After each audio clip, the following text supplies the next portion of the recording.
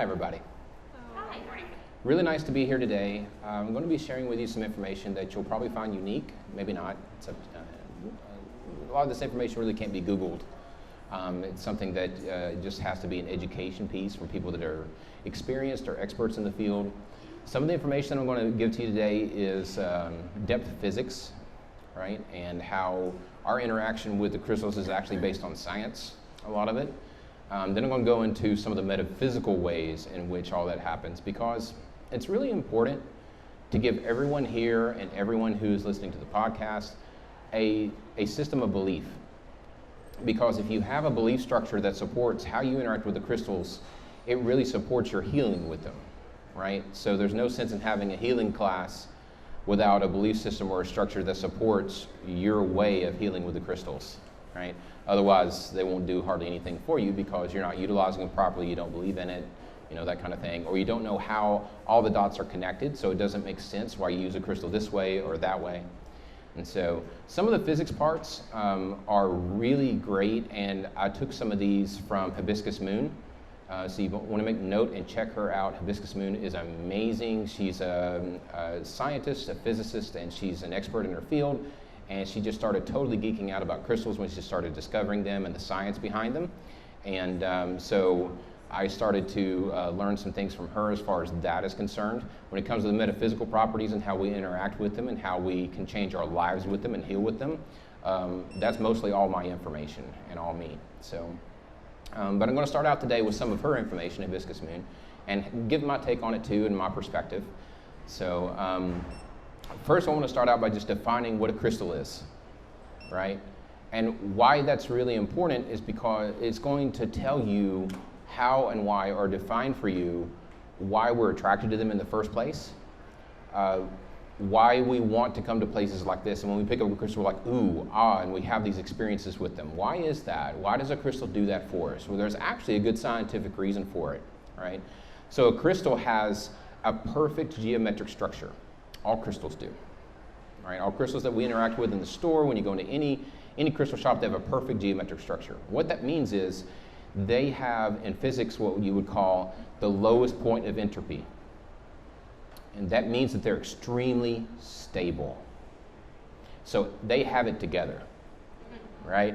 That means two things, really. So number one, it means that they can entrain or influence their environment because they're so strong themselves. So they influence everything around them. From an energetic level, from a frequency level, right? So Einstein said E equals mc squared. What does that really mean? Well, it just means that all matter is actually energy. I mean, that's real science. It's not metaphysics. Like, everything around you is energy.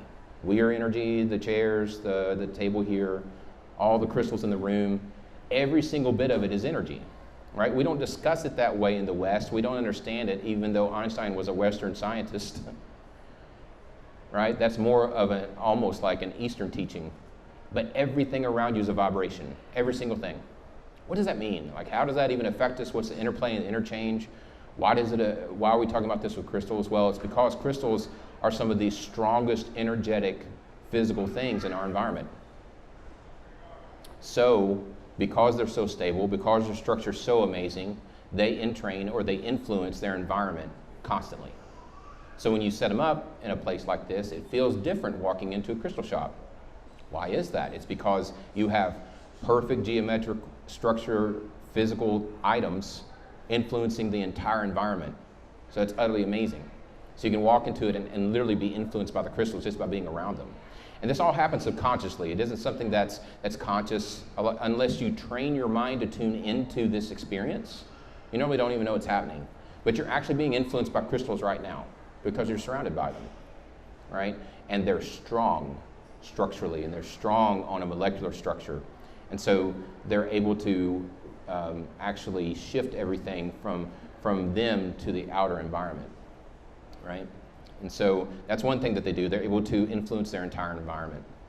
The other thing that they're able to do is they're able to, let's see here. They're able to easily maintain their home frequency. So they know who they really are. Right? Unlike human beings. They really, really know what they've got going on. So you can't change, in other words, what a citrine and the vibration of it does. It will always be a citrine. Nothing can influence it to be otherwise. It is very strong to be what it is. It will always help a person manifest differently. It will always help a person be more joyful and more confident. It will always do that. It will never be influenced by you or by the environment. It's the other way around. It actually influences the environment. It actually influences you. So now that I've established what a crystal is on the base level, right, let's establish what a human being is. And this is where we go into the healing a little bit. So a human being is literally the sum of our parts from an energetic perspective, right? We don't have a molecular structure at all like crystals. In fact, we're exactly the opposite. We're kind of topsy-turvy. We can be influenced by any environment that we're in. Why is that? It's because of how we're made. So each one of our organs and each one of our body parts and structures has its own frequency. That's why the liver can be diseased and the heart not, right? Or we can have stomach problems and have a really, really strong liver or something.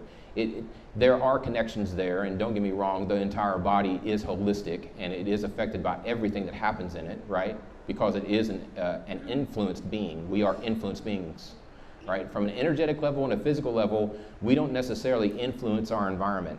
We aren't that strong structurally. We're the average sum of all of our organs, all of our body parts, everything from an energetic level. Because everything in us has its own frequency.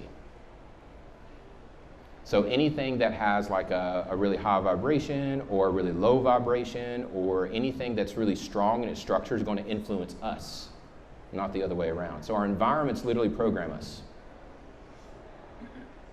That's why crystals are so important for us. And we know it on an innate level. When we walk into a crystal store, we're like, oh my God, this stuff can really stabilize me. It feels better being around this stuff. This stuff can harmonize the entire system, right? So we're malleable. We're almost like wax, right? We can be carved into. We can be programmed. We can be influenced. And that's why crystals are so good for us, because they stabilize that influence part of us. And so we know that somewhere on the inside. And that's the reason why we reach for them, right? The cool thing about how we're made, I'm putting it out there as a flaw, right, a little bit, but actually it's how we work our magic too. One of the greatest things about how we're made, because we're open energetically and from a frequency perspective, and we're so like all over the place a little bit, but it also means that we're open and that we're connected. So we're constantly being connected to our environment everywhere we go. Remember what's that quote, the greatest lie that was ever told to you is that you're alone or that you're disconnected, right? It's not true. The truth of the matter is everywhere a human being goes, even from an energetic perspective and a physics perspective, you are connected to that environment all the time. On a subconscious level, on a conscious level, in every way that you can imagine, you are deeply connected to it. Now, connection is our birthright in that. We're born being connected. We're born connected or wanting to connect to those who caretake us, to our environment, to the earth itself. Our very blood even connects to the north and south poles because we have iron in our blood, right? It's magnetic. And so we connect to the earth in ways that you can't even imagine right now, unless you like take courses on it and really understand it from teachers who've gone down those roads. But most of us don't go around with the conscious knowledge of how connected we really are with our environment, right? But being connected is the birthright that we have. And so we can connect with crystals in a way that has a depth to it, in a way that has almost, if you want to categorize it, a magic to it, right? Because of the structure of them, because they come from the earth, because we're born connected to the earth, we have an automatic affinity with them. And so when we start to move toward crystals, our entire system starts to take them in a specific way, right? So I'm going to go over some of the ways you can actually utilize crystals to start to affect more than just everything that you kind of may discover on the web or whatnot. You know, it's very easy to go out there and see about chakra systems and whatnot, but the first thing I want to cover is the actual biology, the body, right? The way you can start to heal your life with crystals is to start to get them in the body. Start to allow it to have influence in the structure of your very being. Start to allow it to influence the very frequency of all those organs, right? And the brain and the heart. The brain and the heart are the two most important parts of the body that you need to be concerned about when it comes to movement toward crystals. The reason why is because you have the most intelligent automatic nervous system contained and wrapped around the heart right here. The heart is the central part of that. And the brain, of course, has every systemic function that you can think of delineating from there in all the nervous structure that we have. And all of that goes through the palm. Both the heart and the brain all go through the palm.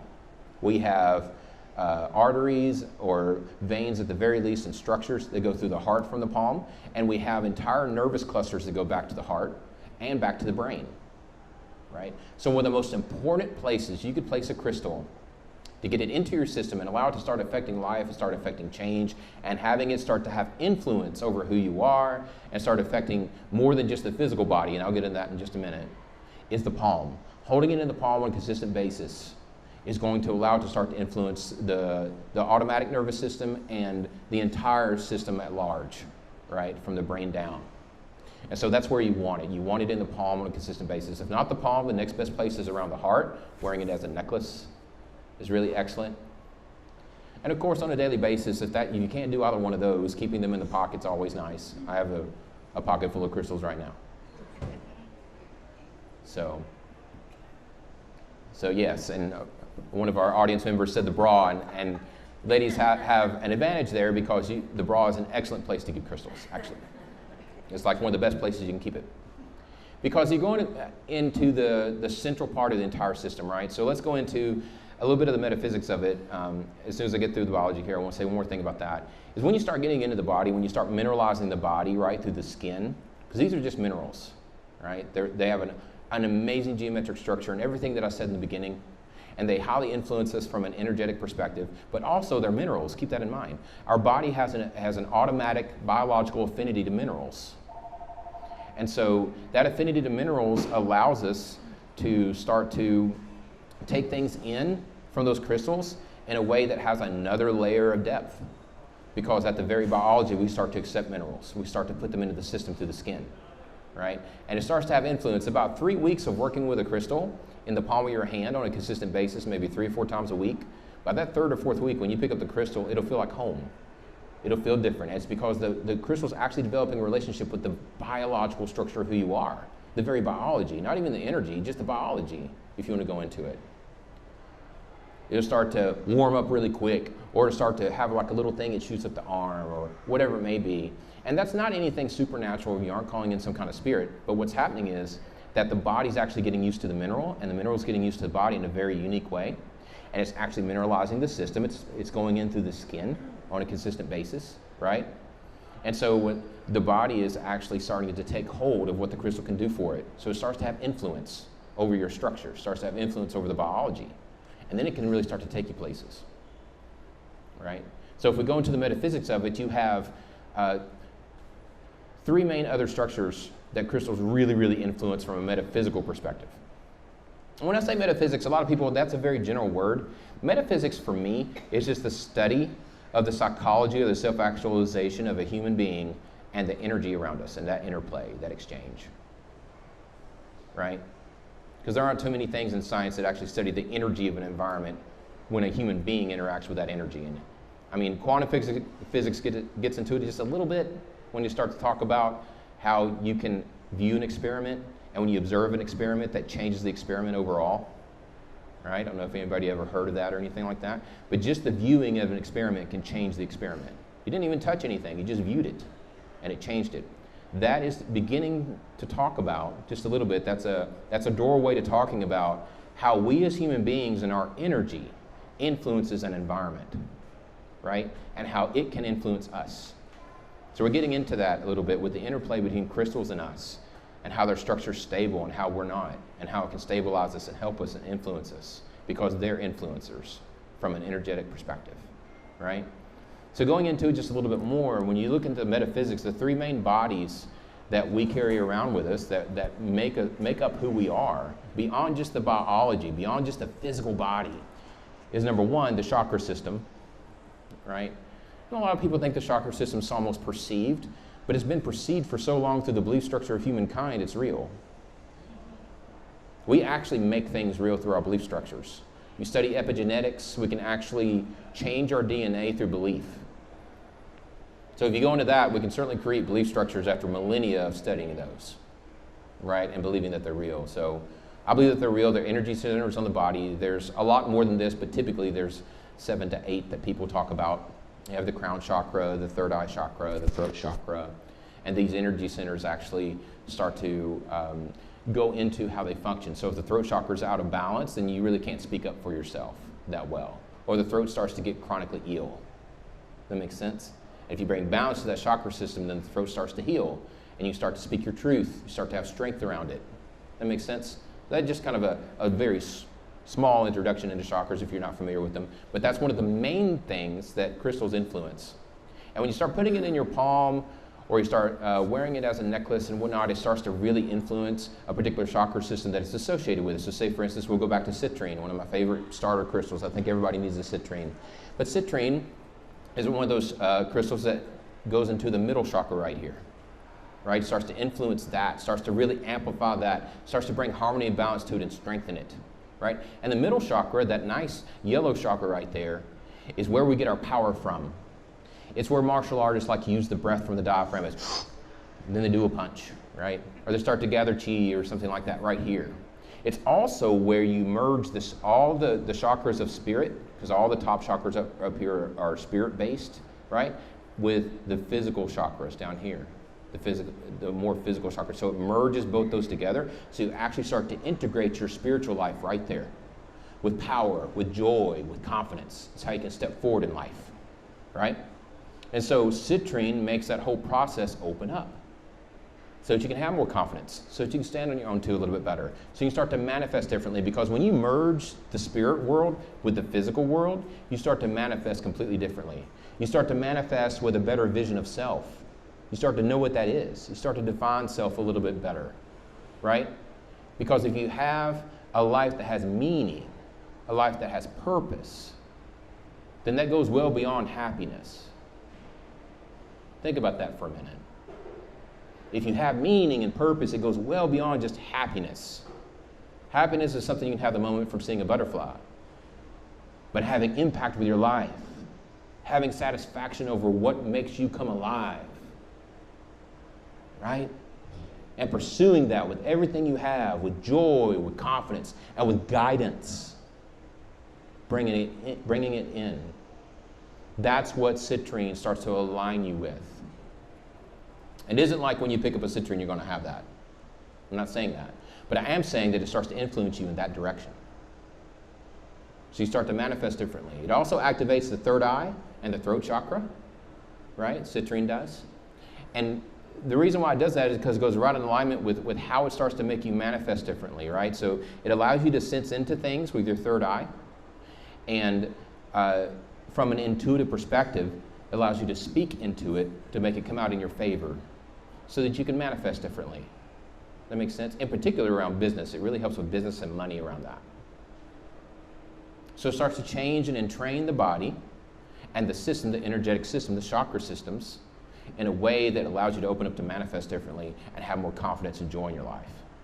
And there's very specific ways in which it does that through its molecular structure, right? But the way you do it, the way you access it, is by getting it in the body, by wearing it, by keeping it on the skin. The thing I haven't mentioned yet is meditation, by meditating with it. That's really important.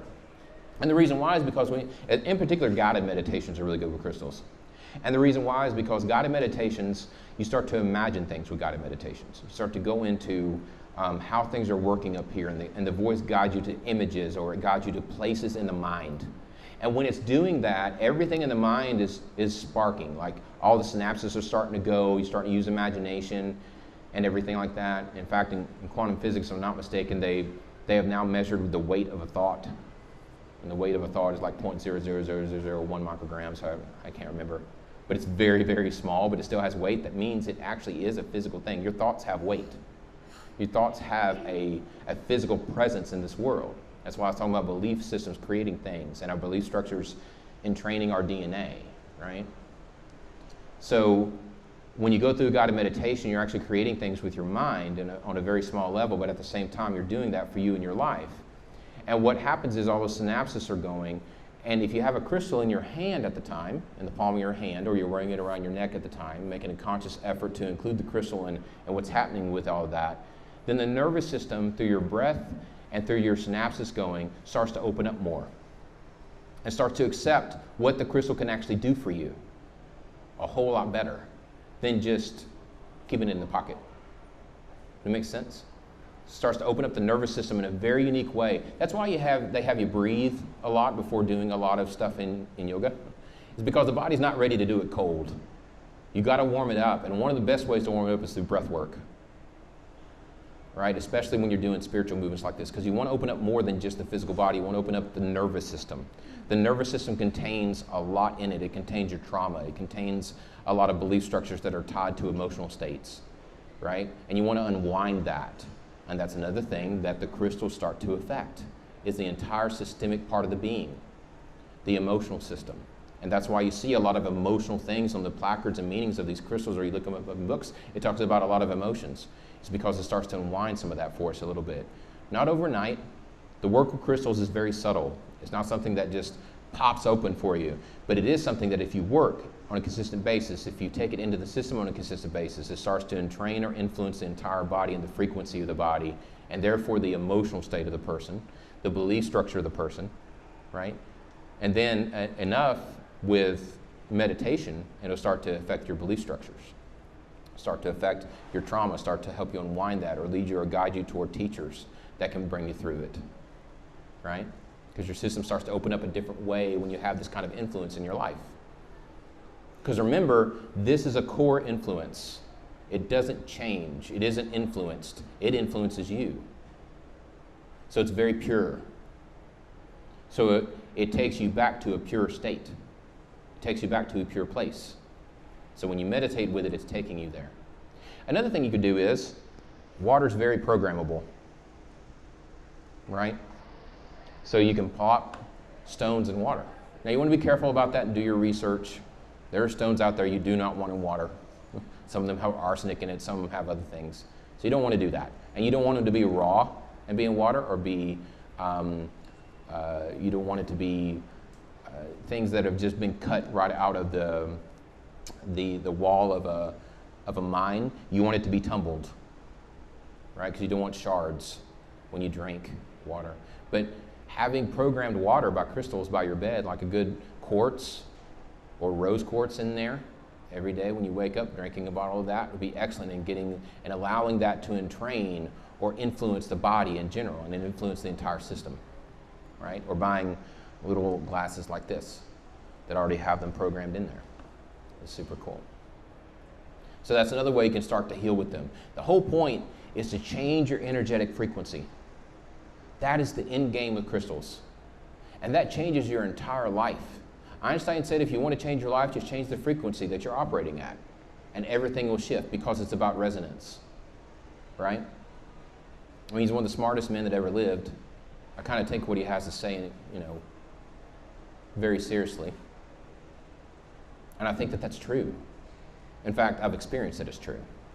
We couldn't have built this shop without me changing my frequency, and without my wife changing her frequency.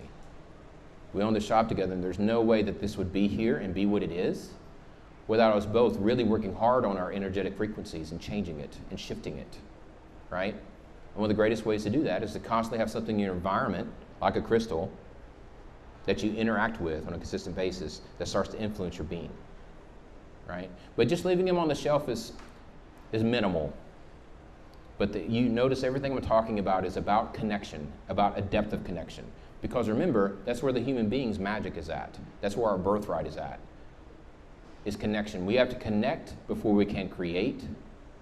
You can try creating without connecting, right? I'll give you an example. You can try to start a business without any intuition whatsoever, but good luck. You do it all by the numbers, you do it all with an executive mind, and that's it, it'll flop. You have to have a gut feeling about things sometimes. You have to have a guidance system. You have to have a connection that's real in order to do it. And so our connection is what allows us to create. And so we create our lives from a connection that we develop inside.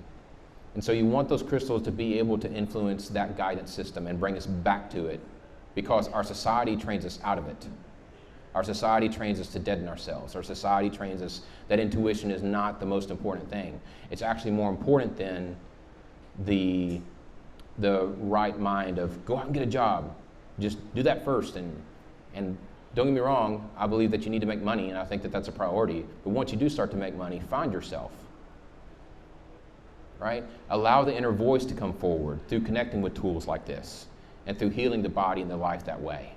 And start changing the energetic frequency of the different organs and everything you have inside of you so it can start to bring you on board into a new thing. In fact, the top 3 crystals that I think everyone should have is going to be tiger's eye, citrine, and lapis. Those 3, I really believe everyone needs in their arsenal. And the reason why is because of what I'm talking about right now. No matter how much you think you want love, no matter how much you think you want all these things in life that you can have, the first thing that has to change is how you manifest and how you think about yourself, how you view yourself, and how you contain power. Where is that frequency at in you? How do you do that? How do you open up your life? How do you encounter life teachers? How do you encounter these different things? How do you change the frequency where you start to actually meet people who can bring you forward? That makes sense? And in doing that, those 3 crystals are the best. In fact, those 3 frequencies I found are very synergetic, right? They all come together to kind of jettison your life and bring you forward a little bit better and a little bit more because they start to hit you on all kinds of levels. Tiger's eye grounds and brings luck, right? So it allows you to start the journey for the spiritual walk that you want to have with the citrine and the lapis. It also gives you courage. It removes fear. That's going to be essential for the journey ahead. And then citrine, we've already discussed some. It allows you to manifest differently. It allows you to stop being in survival around money. It allows you to stop being in survival around relationships so that you can actually have a spiritual walk. And then lapis. Lapis is utterly amazing. It might be one of the most powerful stones in the spectrum from my perspective. And the reason why is because what it does is it allows you to overcome containers that keep you small. It allows you to overcome programming. It allows you to step into your being, right? Because you got 2 different sides to you. You got the one that was trained, and you got the one that you were born to be, the essence of your being. Lapis allows you to start becoming that being. Ever so gently and ever so slightly. It isn't like when you pick up lapis, once again, you're going to become like your highest nature. That's going to be a life work for anybody. But it starts to lean you in that direction, especially with the help of the other 2 stones I mentioned, citrine and tiger's eye. So those 3 are going to be your beginning in this work. Because if you don't come from a connected place and start to overcome the boxes that keep you small, how are you ever going to find love? In a way that has clarity. You won't ever find the right person. So picking up a rose quartz before then, it's kind of a moot point, right? You got to learn who you really are first. You got to value the inner voice in a way that has merit, in a way that guides you beyond what the society trains you into. The society trains you into survival. It trains you into, you got to get a job first. You got to earn that money. Become a doctor. Become a lawyer. Well, you don't even know who you are yet. You might become a doctor and lawyer and be miserable for the rest of your life, right? Put the value on the inner voice. Put the value on the divine feminine movement. Put the value on finding a way that is in alignment for yourself to maneuver in life. And then do something with that has significance and invest all your time and money into it. That's how it's supposed to be. Imagine how much we would change the world if we used tools like crystals to entrain environments and shape them differently and allow us to be programmed by them in a specific way that had a lot of positivity, right? And we put the focus on connection and we put the focus on our inner compass from the time that we're born. Think about that for a minute. We train children into connecting with themselves. We train children into finding their compass. Who are you really? Let's explore that. I won't project anything on it. I won't tell you got to be a football player. I'm going to let you find yourself, and then you tell me what you want to be. As opposed to me telling you, you got to do this. You got to have money. The money flows automatically when you connect with yourself. Automatically. It comes in. That's not a problem. You don't have to worry about money when you're really connected. When you're dialed into yourself, when you're dialed into your core, the money flows. You find what you're passionate about, you find what's in alignment with self, and people can see it and they're drawn to it, right? And they'll give you money for it. It's not an issue. They will. because they want that too. They want, how do you have that? What is that? Let me have some of that, right? And so crystals bring you back to that state. Those 3 crystals I just mentioned bring you back to that state better than most of those together, right? And so then from there, if you feel like you've, done a lot of work on yourself, you found a lot of teachers up until this point, then you start moving into depth work with crystals, like starting to include them beyond the chakra systems, right? We go into the magnetic field. What can I pull into myself and push away from myself?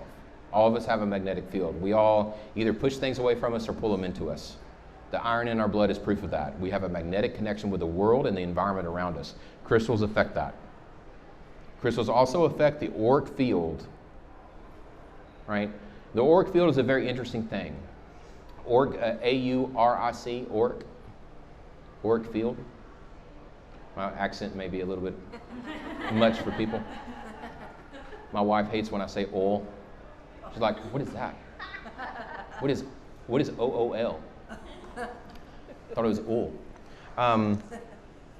But yeah, the auric field is something that it's your sphere of influence, right? So when you step into a room, you can typically feel a person before you ever greet them, right? Depending on how close you are to them and depending on how much they've worked on the aura. I don't know if you ever met like a spiritual teacher. When you step into their field, it's like, whoa, this is amazing. Grace, beauty, honor, integrity, character, like they're just giving it off. I've met several spiritual teachers that are like that. Before you even reach them, you're like, man, this person's amazing. I can feel it. Like you just know it. And then everything they say backs it up. Everything they do is just like, whoa, I'm in the flow with this person, right? It's because they've worked on the auric field, they strengthened it. They know the practices and the depth work that it takes to actually work on that. And they can include you in it and change your life with it. They can drop things in and help you execute beyond the knowledge, because the mind's kind of bullshit, right? The mind's the train thing. But the body and the aura and living in the energy, that's the real deal. And spiritual teachers have it down. They can include you in a field and execute things in your being and pull you forward and help you change, right? And so that kind of connection, that kind of work on the auric field, crystals help that because there's such a stable environment for that. They offer stability. They offer the growth and the entrainment necessary for the energy for you to have a support structure for changing that auric field through your spiritual practice. And there's several things that are contained in the auric field. The auric field has how much money you can earn, how much energy you can contain. That's all in the auric field. The more you expand it, the more you change it, the more you can change how much money you can earn in a year or how much you can contain or what it can do, right? You ever met a person in your life that they make a shit ton of money, they make a lot of money, but they lose it all every year? I know a couple people like that.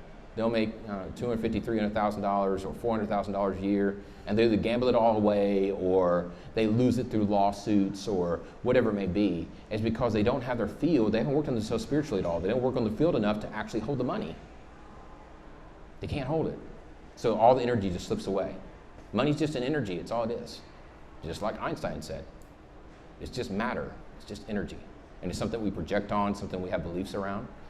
Crystals can help you expand all of the auric field. Crystals can help you over time with a spiritual practice backing it up, have enough room to actually put money in it, right? So that's just one example. You could do that with relationships because relationships are an energy. Relationships are a belief structure and a system, right? Connections with the environment, magic, all these different things.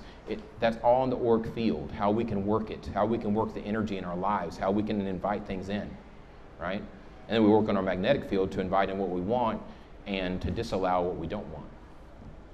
But crystals help with all those bodies. So that's the 4 main bodies that I have found crystals help with in a major way. They influence the entire system. Supposedly we have 10 spiritual bodies and all that stuff. But the 4 major bodies are going to be your physical body, the chakra system, the magnetic field, and the auric field. Those 4 really, really starts to influence over time and the more you work with them. So let's see where we at as far as time. 25 minutes, okay. I'll open it up for questions right now and see what kind of questions everybody has. Go ahead. What's the difference between the magnetic field and the last field? Auric field? The auric field. Okay, sure. She asked, what's the difference between the magnetic field and the auric field? So the magnetic field is simply just what it is still connected on more of a biological level, almost like the chakra system, right? The magnetic field is literally, it's connected with our bloodline, right? Because our bloodline and our blood has iron in it, and we connect with the magnetism of the earth in a very specific way. And so you all carry around the origin of crystals gives the crystal a different frequency. And somebody raised their hand and said, well, you do that with intention. And she said, no, this is beyond that. This has to do with the frequency of the origin. I was wondering if you could talk about that. And then also, to piggyback on that question, I've also seen in some crystal shops where it will say something like, we're the only ones who handled this. We got it directly from the miner. So does that mean, depending on who handles the crystal, something weird's going to happen? Yeah, give me just a moment here.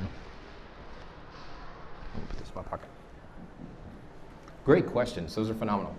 So the first one was about intention, right? And just like I said in the beginning, these have such a strong structure. It doesn't matter what kind of you don't program crystals. That doesn't happen. Crystals are strong structurally. We are not. They program us. It's the other way around. Because they are at the lowest point of entropy from a physics perspective and from an energetic perspective, that's the whole reason why they can help us. If they could be influenced very easily by us just through our intention or whatever it may be, then they wouldn't be able to help us, to be honest with you.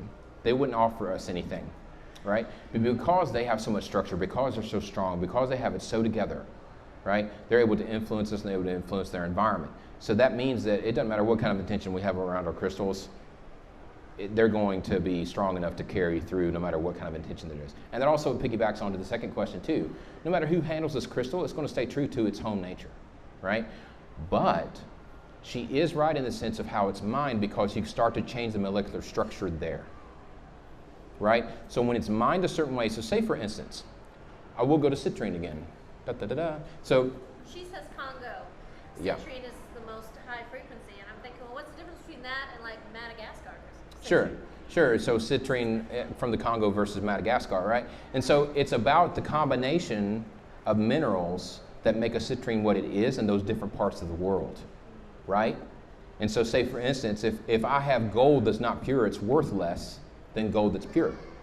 That makes sense? Yeah, totally. And so same way with citrine, it's not this simple, but I can put it this simple. If it has impurities, it's going to be less of a frequency and less of a high vibration for its home state than if it had no impurities. Make sense? Pure versus impure. So you can go into that kind of thinking with it, and it'd be, for the most part, accurate. Okay. Yeah. Yes, ma'am. So that being said, what is your perspective on like cleansing your crystals and charging them in the moonlight and that whole shebang? Right. I was going to go into this and I completely forgot, but yes. So she asked about what is my perspective on charging crystals and putting them in moonlight and that kind of thing and clearing them and all that stuff. And I've always made it a point when people start talking about clearing crystals when they walk in the store, like, look, the crystals don't really need to be cleared that much. You know, they're pretty damn strong on their own. So the thing that needs to be cleared is you, not the crystals. You know, it's you need help. I need help. We all need help as human beings, because we are really polluted by our environments. You know, from an energetic perspective, not the crystals. The crystals are very strong in that. So that's kind of my take on that. And also, I think that allowing them to be charged every once in a while has some merit.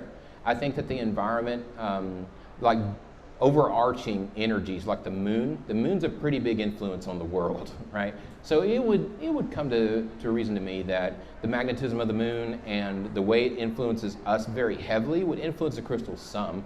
You know, the interaction between the earth and the moon is very harmonious, very, you know, like it's a definite influence.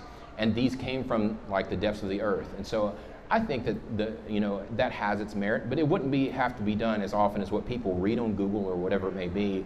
Maybe once every 3 months, you know, once every 2 months, you could do something like that if you wanted to, and clear them out and do the thing. But crystals, I mean, I will make this point.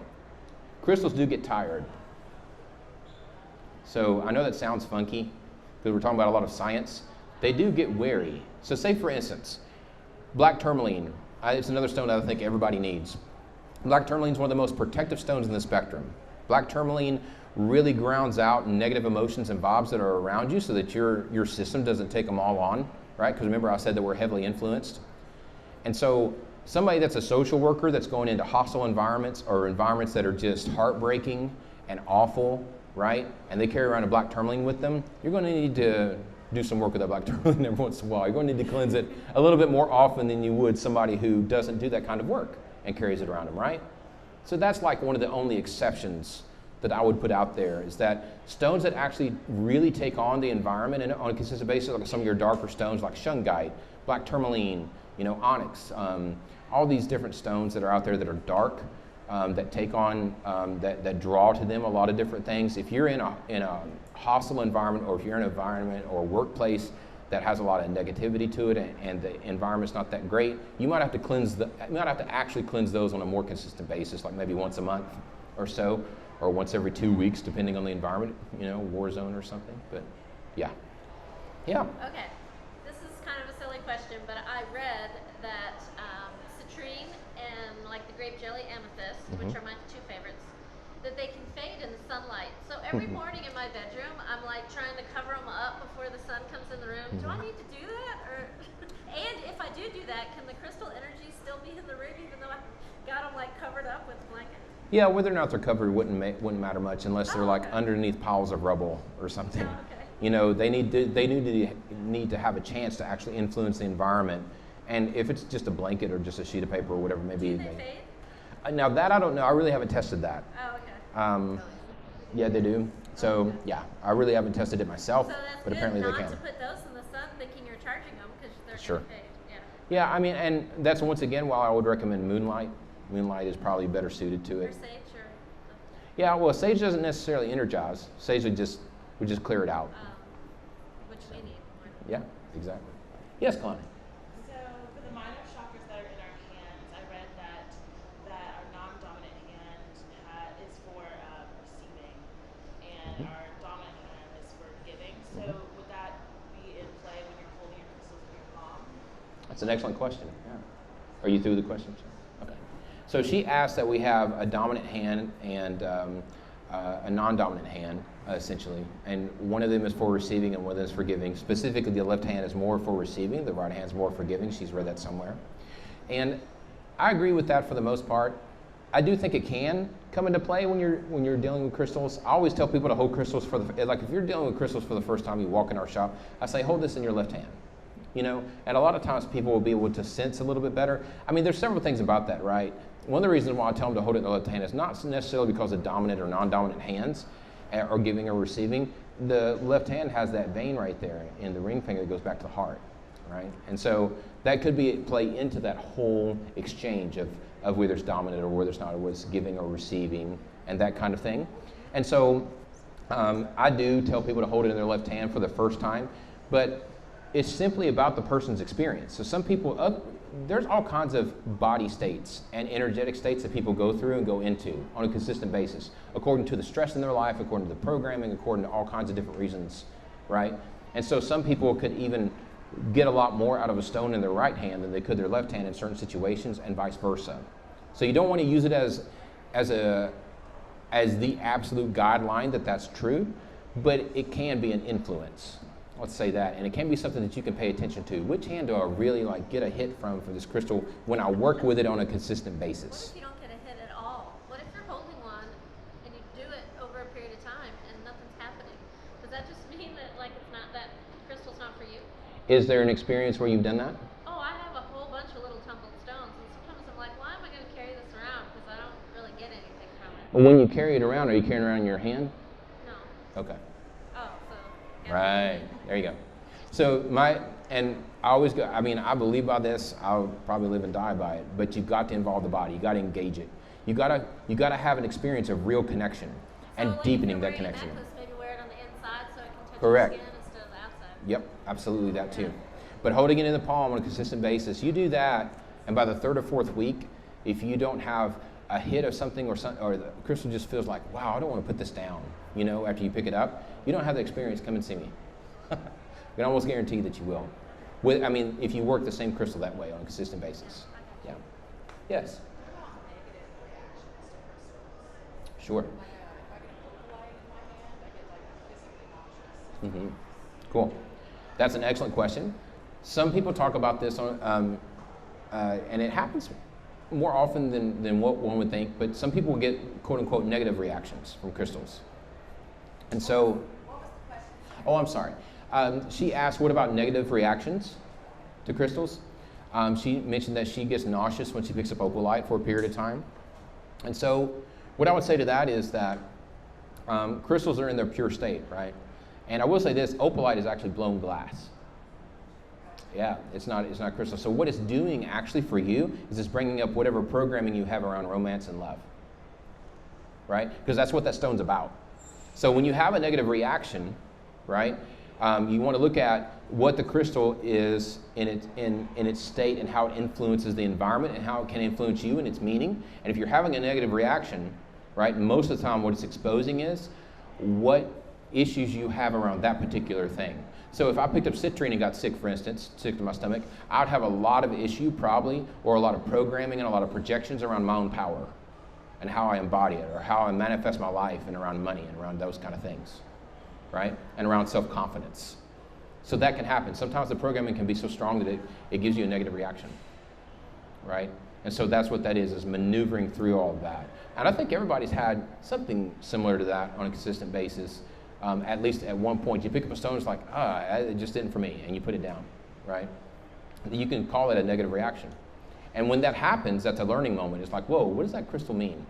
You know, like, what energy is it trying to entrain in me that my body and my system is like, you don't want that, right? Because the truth is, we need all this entrainment.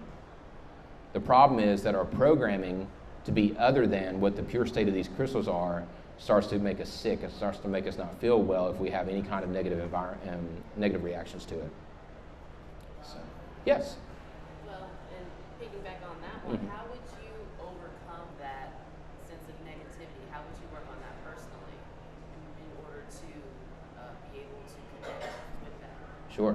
So she asked, how would you overcome that programming? And that's the great work. The great work with a capital G and a capital W, right? So what you will have to do is find teachers, find people who actually know what they're talking about, experts in psychology and metaphysics who can guide you through that, because you're not going to do it on your own. When it comes to programming, we're completely blind in our own lives. Completely. None of us know how influenced we are. I run a class here where I take on a group of people for 6 weeks. I call it Spiritual Self-Mastery, and I take them through the depths of their lives, and I allow them to work on themselves alongside doing ritual at home that starts to unwind the psychology and unwind the being and gets us closer to God states and God feelings and things like that, right? But I've had 7 years or so of depth psychology training with masters in that field, and I've been doing ritual work with teachers now and shamanic work for 9 years, right? And so I'm capable of doing that. I'm capable of visioning people forward and including them in my field and bringing them forward. You need to find people like that when you have programming exposed like that, right? And say, okay, I got some work to do. Let me look for teachers. You've got to find legit ones. You can't be like fake shamans, you know, here in Georgia or whatever. And there's probably some legit shamans here. I'm just saying, you can't just latch on to anybody for that, because that's a very personal and private thing, right? And it's going to take you it might lead to the depths of where you experience hurt, pain, suffering, life in general. Your programming takes you there. That's where it keeps you small. That's where it keeps you boxed in as a human being. And your lack of connection, your lack of magic in life, your lack of being able to manifest properly all comes from there. Your lack of being able to step into the beauty and grace of who you are, right? And and have impact and change and development, right? And create from that spot the beauty, right? So reaching that is going to be a life work for all of us. But to start the journey, you need help. All of us were meant to heal in a village setting, right? All of us are meant to heal not by ourselves, but in the setting of peer groups and also teachers and individuals who have gone the roads before us and say, hey, I can kind of, I see where you're at, and I can see, the programming and how it's running. Let me try to help you decode that so that you can unwind it and live a better life for yourself when you can start to move toward a life that's more in alignment, right? So that's another great thing about working with stones is, you'll start to see things unwind a little bit, start to lead you toward teachers. So, yep, one more question. Continue. I recently purchased a piece that I was just like really excited to find. Yeah. And then learned that a lot of the citrine that is available is actually baked amethyst. Okay. I've heard, and then I researched it and I've read lots of contradicting things on, oh, but it still takes on the energy of the citrine, and then other people are saying, nope, nope, it's actually amethyst. What are your thoughts on that? So it's not, from my experience anyway, at least the citrine that we've gotten here, let me tell you the experience we've had in the shop of sourcing it and whatnot. So when you have druses or you have items that are cut from the wall of the stone, let me get one to illustrate it just a little bit. So you can see here, this is an amethyst from a cave, right? You can see the wall of the cave right there. That's the actual wall of the cave. And then when they were mining for gold or silver or whatever it may be, right? Then they found this and said, well, we'll sell it to the locals, and we'll make a little money. They'll make a little money, and we'll keep on mining for gold. And that's what they did with this. The problem is with most citrine that they find, it's very young, so all of it's white, right? Every single bit of it is white. I'm like, well, nobody's going to believe this is citrine, so we got to irradiate that top, right, or really bake it under high intense heat and make it like a burnt orange. And Kelly's showing me this here, and this is a perfect example. You can see the white right there, right? And then the baked top, that's like almost like a burnt orange. So that's, in our experience, that's what happens. I've never heard of it being baked amethyst. I think that that's a myth. Okay, I think so what you actually have is... when they bake it, they're just speeding up what the earth would do naturally. Exactly. So if you want a difference, see, this is citrine too. See how it's almost yellow? Not the burnt orange. It's a very nice, clear, clean citrine. That's real citrine. That has been baked in Mother Earth for a while to become that color. Like an iced tea color. Correct. Almost like an iced tea color. Yeah, it's more expensive, right, than the citrine you'll buy that's baked. Yeah, I was Right. like, I got such a great price on it. Yeah. Beautiful. Yeah. Rather large tree. Yeah, in our experience, what you found was real citrine, right? It's just very young. It's all white on top. It hadn't had time to bake. And so they just sped up the process by baking it themselves. And when you irradiate a crystal like that, it does somewhat change the properties of it. Some people would call it angry or whatever. I don't care. I don't know what it is. And I'm not for sure that it does change the properties. I've had people get great results out of just having the young citrine's been baked some. You know, it's fine. So whatever your experience is of it. But I think what you have is, it's a total different structure, right, than amethyst. You know, that citrine does not see the points on the amethyst, how big they are and how it is. That citrine you have at home, I'm sure it's nothing like that. It's not baked amethyst. What it is actually young citrine that has been sped up in the process to look orange. That's it. You're welcome. Do what? Yeah, there is such thing as an amethyst citrine. Yeah. You know, that's mixed, but that isn't what you have at home from what you told me. So yeah. Okay, everybody, that was everything. I hope you all learned a lot. I hope it was good for you.